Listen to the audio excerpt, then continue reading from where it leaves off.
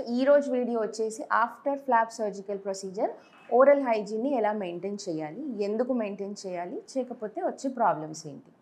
So ఎందుకు maintain చేయాలి, first thing maintenance phase ఎందుకు అవసరం అనేది. మనం చేయించుకున్న ఫ్లాప్ సర్జరీ లేజర్ కానివ్వండి, కన్వెన్షనల్ కానివ్వండి, మాడిఫైడ్ కానివ్వండి, ఏదైనా మనకు సక్సెస్ ఉండాలి అంటే ఖచ్చితంగా తర్వాత మెయింటెనెన్స్ ఫేజ్ అనేది చాలా ఇంపార్టెంట్ అండి.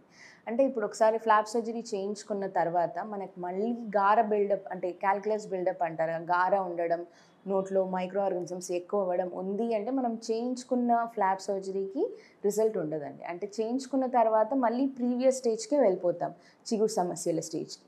అందుకని మనం ఖచ్చితంగా ఫ్లాప్ సర్జరీ చేయించుకున్న తర్వాత మెయింటెనెన్స్ అనేది చేస్తూ ఉండాలి. సో ఈ మెయింటెనెన్స్ ఎలా చేస్తుంటారో, ఎలా మెయింటైన్ చేయాలి చిగుర్లని.